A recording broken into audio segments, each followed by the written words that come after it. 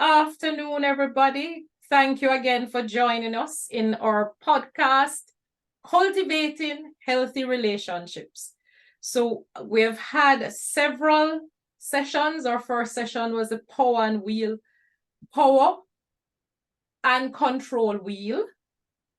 And we did last week why victims stay, why victims leave.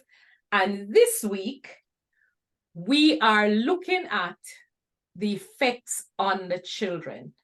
So thank you again, everybody, for joining us. Thank you for those who have subscribed. Thank you for those who have shared. And thank you for those who have liked. And this is our final session. We want to wish everybody a Merry Christmas and a Happy New Year. And we look forward to what the new year will bring. And we're praying that these sessions would have helped someone or many persons who have to deal with domestic abuse. Good afternoon, Dr. Allen. How are you today? Oh, it's such a great pleasure to be here again. I'm doing well. Yes. So, this whole issue of the children is always such a painful issue. And this is the reason why a lot of women stay or men stay, because they don't want the poor children not to have both parents in the same house. However, we all know that, the world is not a perfect world. And there are times when there has to be separation. But can you just share with us a little about what the effects of domestic abuse has on the emotional and mental stability, the well-being of these children? Doc, could you just share a little on that, please? Well, the thing is that the, the biggest challenge is that children who grow up in homes where there's emotional abuse, many of them end up getting in a relationship with that involves abuse. Either that they end up being an abuser or they end up being abused. Yes. So they are vulnerable to a repetition of an abusive relationship. That's the one thing to bear in mind. And children of all ages can be affected by domestic violence. Now, the thing is that you have general symptoms. You can have anxiety. Children can be anxious because if you're in this unpredictable, noisy, rambunctious, hostile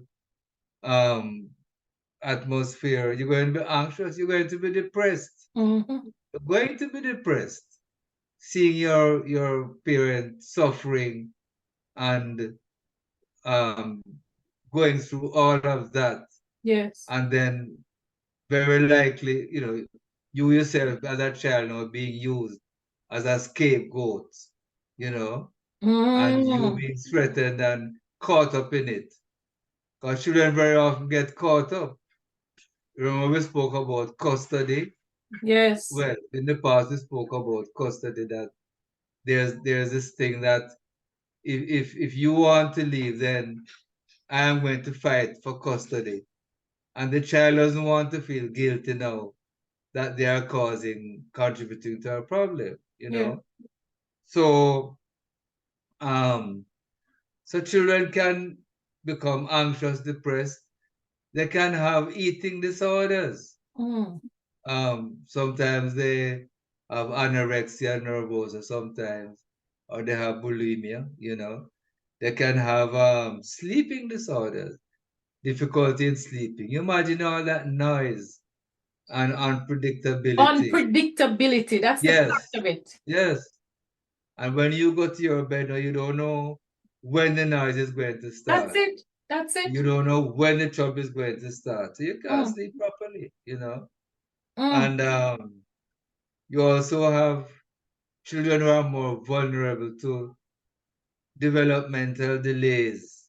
For example, like ADD, mm-hmm. as the brain becomes affected by all this trauma, Yes. Yes. so they are traumatized, so they are more likely to have things like ADD, and Wow. even those who are vulnerable to autism sometimes Wow.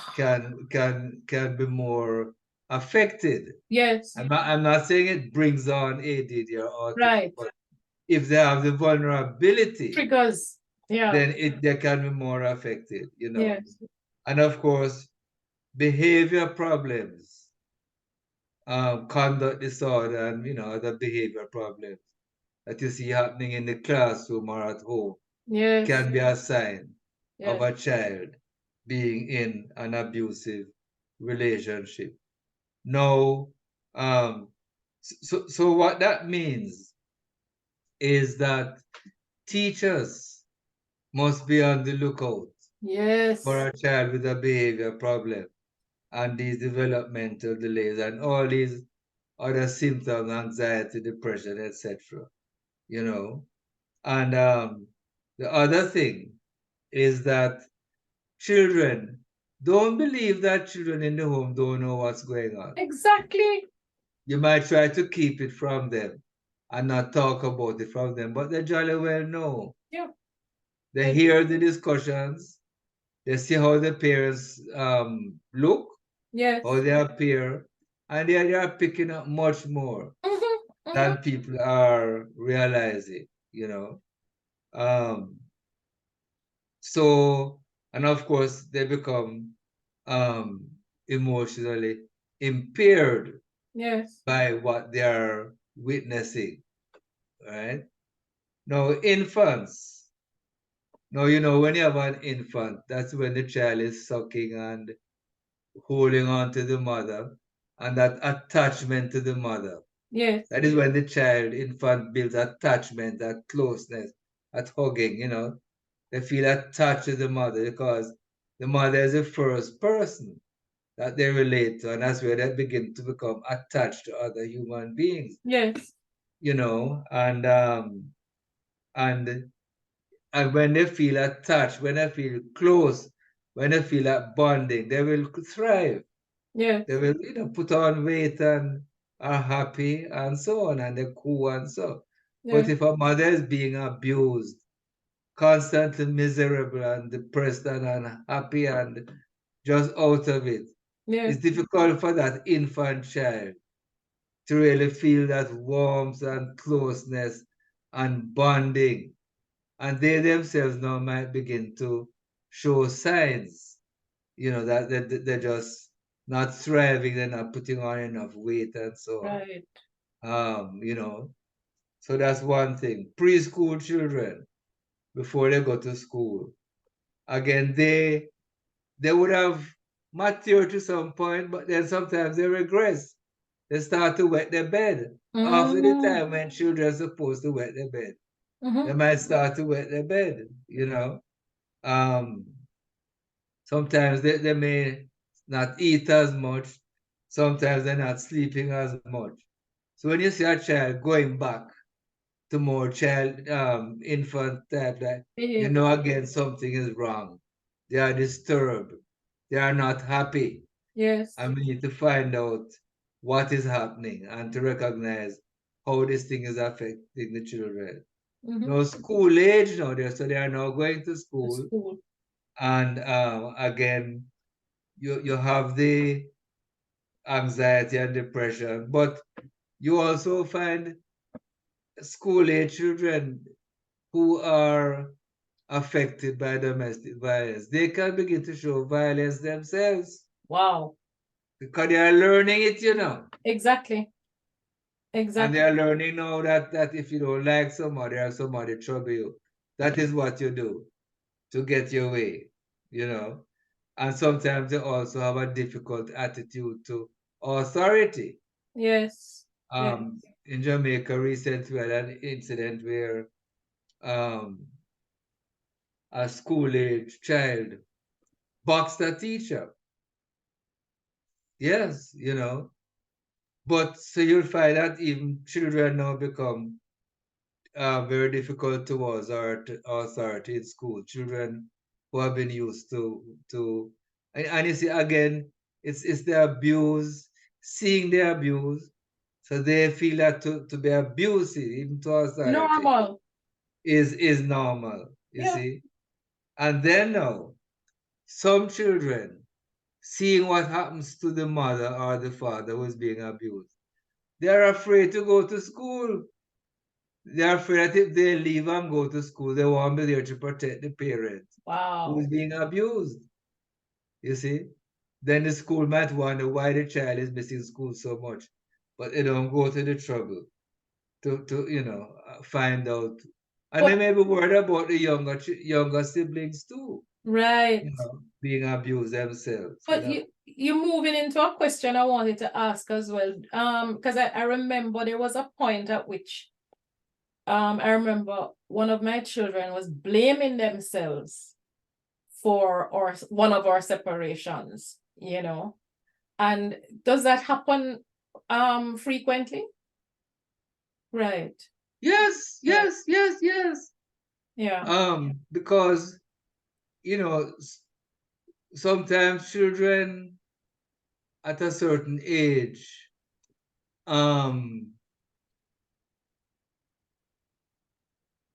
have difficulty distinguishing between what is me and what is not me. Yeah. You know, Yeah. and they might feel um that how I am affects how my parent or teacher or whoever relates to me. Yeah. That I am have a lot to do with it. So if the parent begins to be harsh and violent and all these things, or if the mother is miserable, and they don't want to be around and so on, the Yes. child could begin, and especially if, because you know that abusers can be secretive with their abuse, with being Mm, abused behind doors. wow. Sometimes they can lick and you don't hear it. you know They can lick somebody and you don't hear it, Wow. you know, and they can damage in various ways. They can twist your arm Yeah. and you don't hear anything like that, Right. Right. and they know where to hit, that people don't see the black and blue and all those things, Yeah. Yeah. you know. But the child might not even recognizing that that is happening, but the mother is unhappy and the father is difficult generally. And they're wondering, am I the cause of this? Am I doing something to upset Yeah. my parents? And then they don't talk about it, Yeah. you know. Very sad. Yes, you see. Wow. So coming back to the adolescent at school now, who is difficult with the teachers, with authority, who is violent, um, and they can also get involved with drug abuse and Mm, alcohol as a way of drowning out the yes. trauma that Yes. they are experiencing. They use alcohol and drugs to Nicotine. drown out the trauma, and Mm, and many of them end up becoming involved with the justice system, you know. mm, And then of course, with all this thing on their mind, academic failure can be a problem yes. when there is abuse in the home. Yes. Because that child, when they're at home, they're not in a frame of mind to The study very study. often. Too And much sometimes both turmoil. parents, probably the father, the abuser doesn't care to help them with the homework. Mm-hmm. And the other person who is suffering don't have the mental energy sometimes to give them enough help. Yeah. So, and then they may drop out from school and you don't know why. And sometimes they end up in, as I said, substance abuse and delinquency, Yes. delinquent behavior, you see. Um, so I will give you a little something here now. Yes. That a history of family violence or abuse is the factor that is more significant in the development of delinquency. Wow. Um, yes, right? Wow. So when Wow. you look at delinquent youth and non-delinquent youth, the delinquent youth are more likely to have been in a situation of family violence Wow. and abuse. Wow. That's significant. Very Yes, significant. yes, Wow. yes.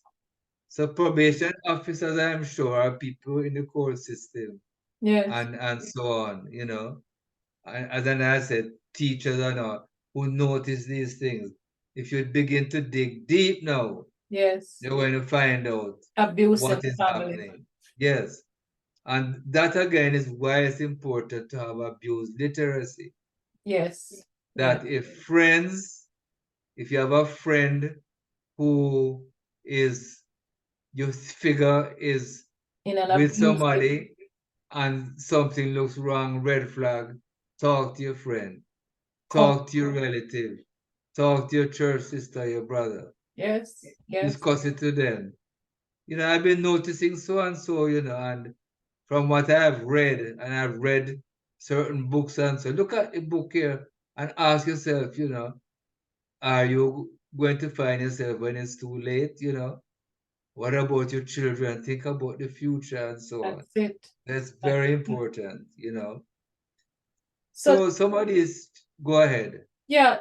So you know, when you think about all of this and you wonder, so you find yourself in an abusive marriage or whatever. I mean, is there anything that the parent can do to help these children to rebuild their trust and sense of security, because I mean, this is big. I mean, you're talking about delinquency, that's major. Is there anything that we can do to help these children besides taking them out? That is a very difficult question. And you said a while ago, besides getting them out. Um, it's very difficult because I could say that the abusee should try and show more love and affection and so. But sometimes the abuser tries to prevent.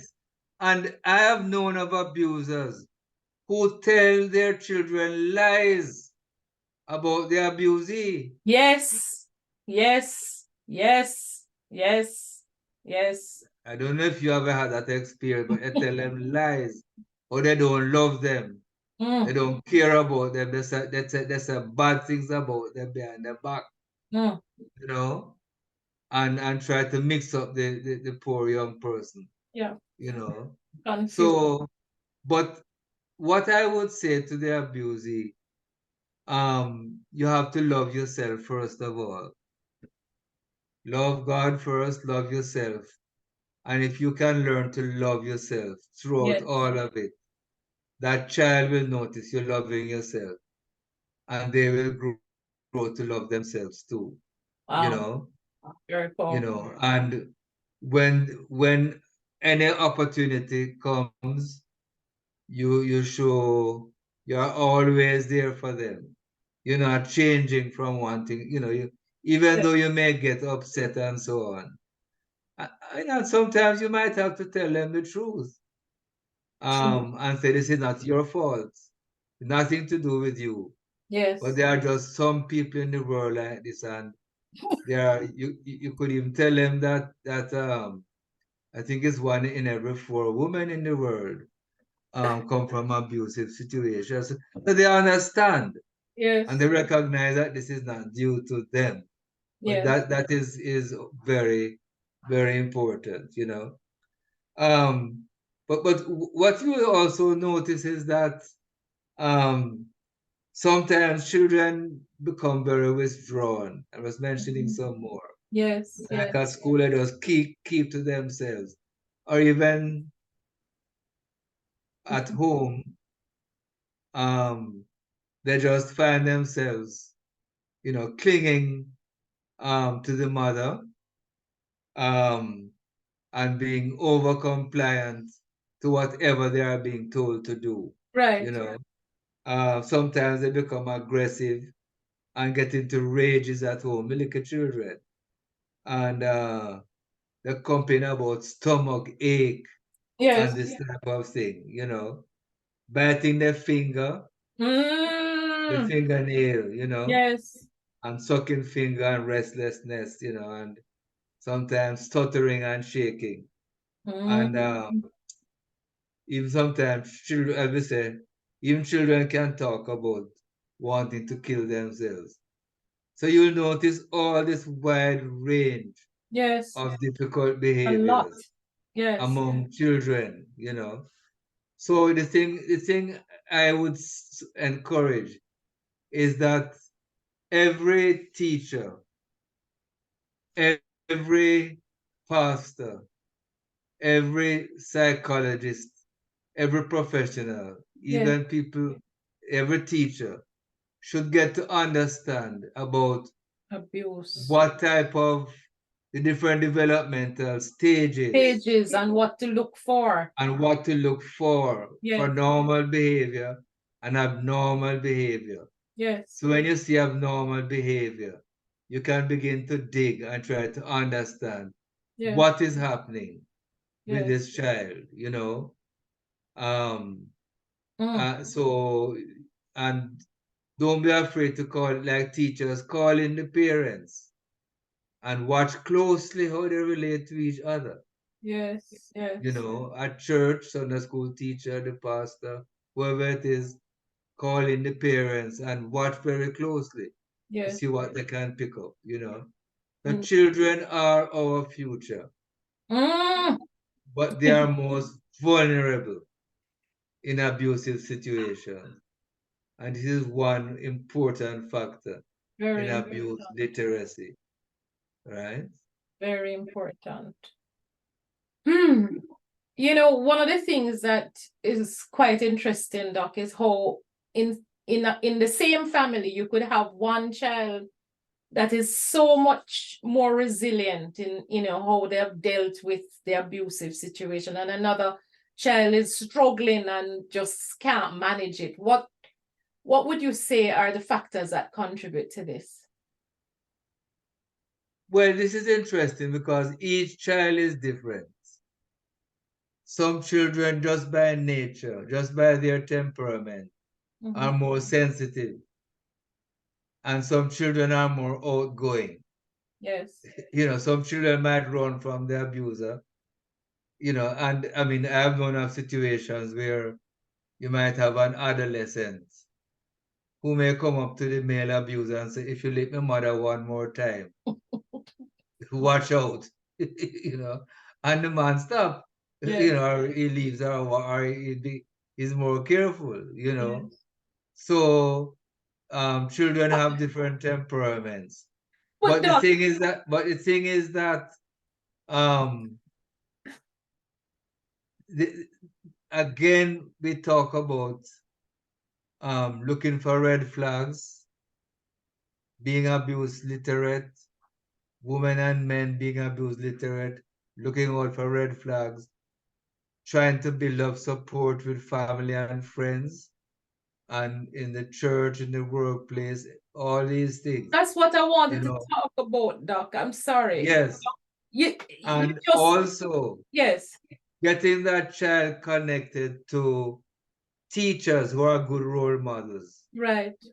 Right. right? So Indeed. apart from the parents who they may see in disruption, they can get to know the teacher who's a Yes. good role model, or a Sunday school teacher, or a pastor, or somebody in the community, or in a in in some, if they do things like dancing or creative activity, art, and Right. things like that, you know, they can get to bond with people who Yes. are role models, and they can feel that they're more creative, they're more innovative, they can do more things, they can build their self-esteem, Yes. and they can begin to learn from their role model. So these Yes. are some things that can help people to be resilient. You just hit on a very it's a topic that I'm very concerned about. And you said it. There are children that would go up to the parent who is abusing and say, "Stop it." And they stop it. I am saying to you, Doc, I know that God is expecting that within the church, there are leaders in the church who can go to these men and say, "Stop it." Where are these men? Well, no, I'm looking at it in a certain way. um, because I'm looking at it in a way where you have say a 17-year-old. I mean, Mark, if his father is twice his size, he probably wouldn't do it, but he's big Stop enough it. now at 16 or 17 to be about his father's size, you know. But you see, he's seeing his mother, who is the closest person to him, being hit. And he's saying, "No way am I that person who's closest to me. I'm not going to let that man hit her anymore." And he's serious. And he would lick down his father if he hits down the woman who's closest to him. So and that sometimes might work. Another set of problems again. But if you come back to the wider society, remember I'm saying most people are not abuse literate. Most this person is able to hide to be their narcissist, the nicest person, the most pleasant person. You know, they will sometimes if the people may know in church that they having trouble, they come out and they join the church, they join the choir, and they begin to preach, you know, and they are the most sanctified person you want on the earth. But when they go back home after church and the door is closed, you know what happens, you know. So that's why I'm saying that that people must get to know people properly. If there's a couple in the church, sit down and talk with them. How are things getting on between both of you? Some churches have what you call marriage enrichment groups, where married couples come together for the camps or in groups, support groups from time to time. And that helps to build the marriages. And I think that type of activity to build marriages in churches are very important as preventive devices and sometimes to help to bring out problems and challenges which others may be able to help. So that I recommend very much. Yeah. But we must be marital literate. Yes. With many people are not marital literate, I can tell you, and also not abuse literate. But being marital literate is also important to know what is it that makes a marriage work. Yes. Remember, there was an earlier session on finding the right mate and being the right mate. Yes.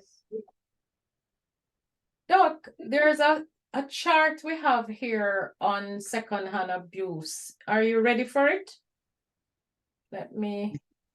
Well, you can speak to it and Right. raise some So, questions from it. Yes. right. So this chart, and it's a scary looking chart for me because it shows the effects of secondhand abuse on children. And the first one is children of violence do not learn boundaries. Ah, Yes. yes, because again, we come back to, say, for example, dealing with authority, because if you go and hit a teacher, I mean, this is normally the type of thing that some children will get expelled from a school from. Yes. But they don't stop to think what could happen and what are the implications. And but because they are seeing this hitting at home Yes.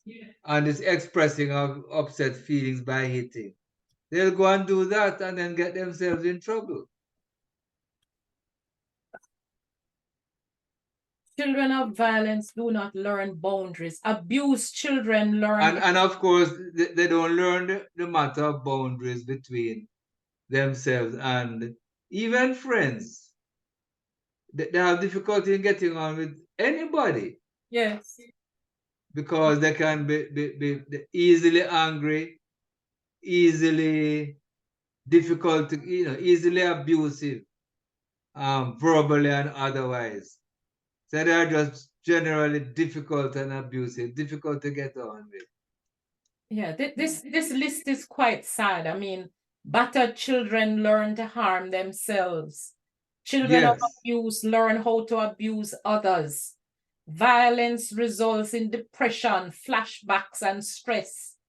Yes, well, Battering, let's talk about the cutting themselves because yes, um, some children, young people cut themselves to feel real because when they are in the abusive situation and they sometimes feel as if nobody is paying any attention to them. They're just out there isolated. mm-hmm. The father not close. The mother is so much under so much stress that she's not in a state of mind to be affectionate to that person. And they feel out there like they're on an island, Yes. right? And this cutting thing is a way that sometimes people feel like they are real. It's very weird, but it happens. Yes. And It's and hard you to had read mentioned, these. yes, and you Battering, had mentioned, so you had mentioned something else a while ago. depression, flashbacks, and stress. Yes, the flashbacks, because trauma is trauma is trauma. And when you see one of your parents being traumatized, you feel traumatized too.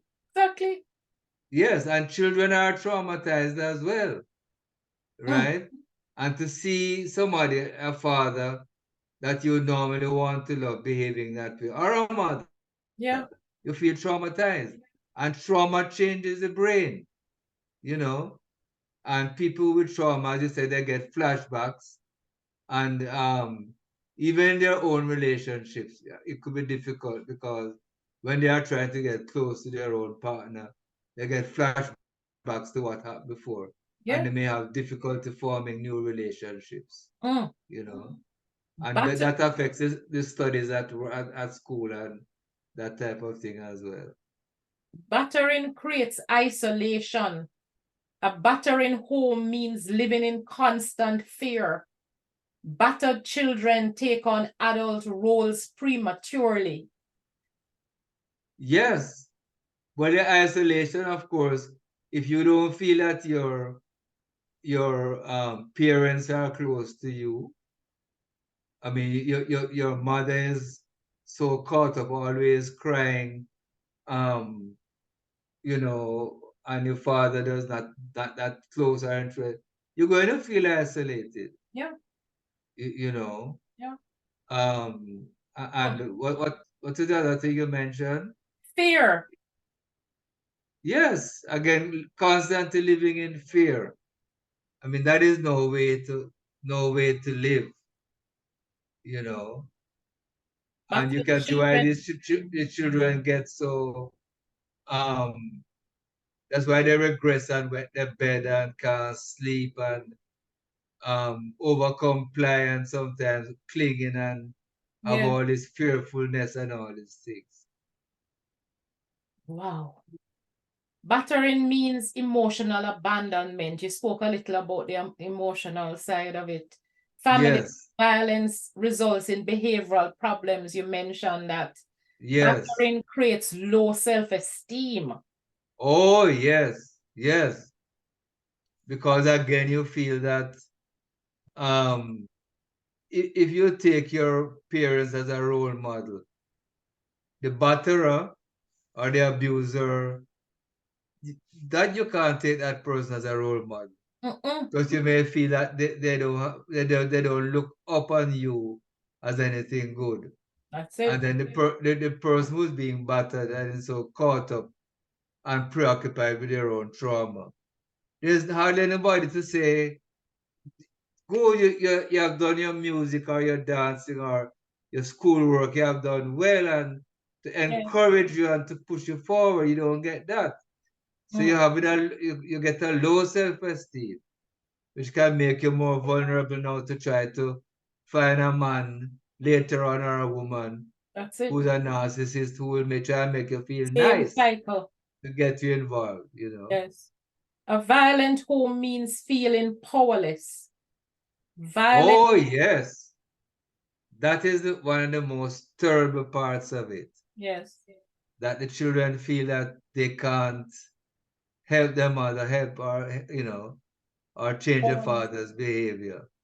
And they hear this now is going on, they hear, and they see everything, all this trauma, and they feel I can't do anything can't do about it. anything about it. And they can take that powerlessness into their life generally, It's Creates not good. constant anxiety. Yes, yes. You're always listening out and waiting for something to happen. Mm-hmm. Mm, Older children see and hear violence. Battering adversely affects infants and toddlers. Battering causes damage and distress to the fetus.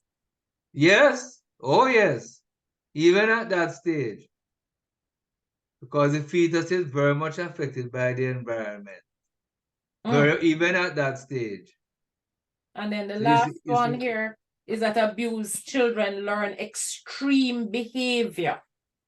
yes, and they replicate that and they practice it.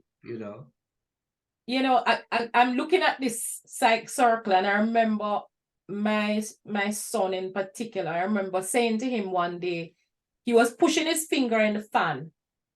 And I said to him, if you push your finger in the fan, it's gonna cut off your finger. Because I mean, that's what I don't know about you, that, but I always heard that if you push your finger in the fan, it's going to cut off your finger. And this little boy, I mean, I think he was like about 5 at the time, or maybe younger. He just pushed his finger right into the fan. And I mean, I didn't even know he would have a finger still, but he continued to have a finger. And I'm thinking, is this part of what was happening to him? That yes, he could have learned that impulsiveness from what he was witnessing. that's is this kind of Yes, thing that would have created that kind of, I mean, for yes, him, it's no big thing. Oh, the fan is going at all, and you're pushing your finger in the fan. yes, Something is yes. wrong with that You behavior. know, This I is mean, kind of, children are normally impulsive, but sometimes when they grow up in that environment, and if they don't have never a do father that. figure, if they don't have a father figure, because sometimes the young fellas listen to their father more. And when he said, don't, just look at them, He and they used to may just not take, hit his head back on the concrete. So whenever he would get angry and mad, he would just hit his head back on the back of the on the floor.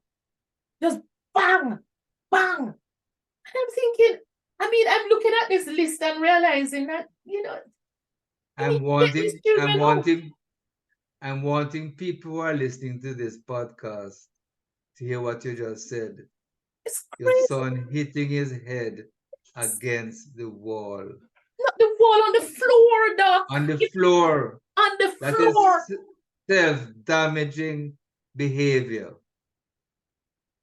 It's the first Self-damaging I'm seeing a behavior. list like this. It's the first I'm ever seen anything of this man. Yes. And that is what can happen to children. And if you're not careful, I mean, that you don't know how much it could affect his brain and this type of thing. But they eventually said So he had ADHD and borderline and everything. So there you all go. of this is exactly where this went. Yes.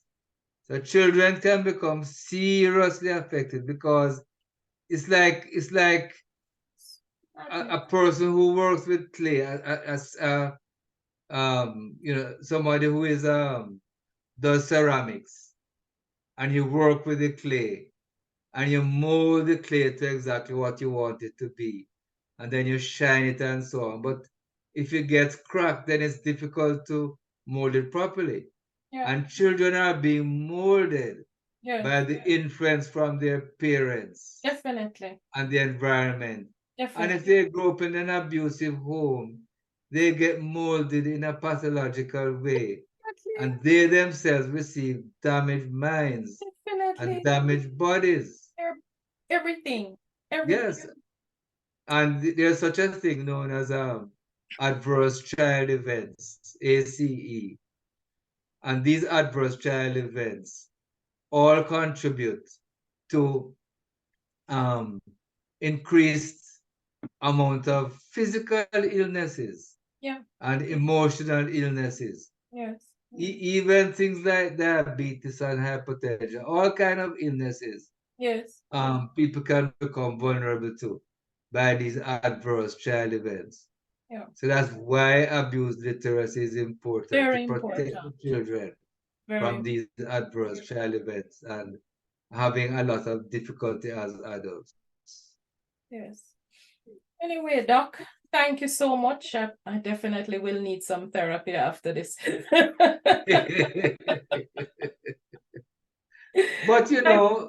But but there are good people out there. There are good people, but I think that um, the important thing is to help people who are vulnerable to find the good people. Yes. you know, to find the good people and help to, again, with abuse literacy, you're Yes. going to have less of the negative marriages. So there Yes. are good people out there, and there are marriages that can work, but we just have to know how to go about it. Eh, And so of course, what your book, I think everybody should read that book. It's very helpful. yeah, blink twice. Yeah, I'll put the link out there, but yeah. Yes, All right, thank you again, Doc. And great pleasure. this is the end of the series, and we don't know what will happen next, but again, we want to wish everybody a really great Christmas season and a happy new year. Thank you so much. Same here. Enjoy your Christmas. And Okay. next year we will have more goodies, Yes. and there is a lot more to go into, Yes. in the future. Right. So you can look over what you have seen and share it as much with as many people as possible. This Indeed. needs to be spread far and wide. Indeed. Thank Thank you you. so much, Doc. Okay. Have a great rest of the day. Bye.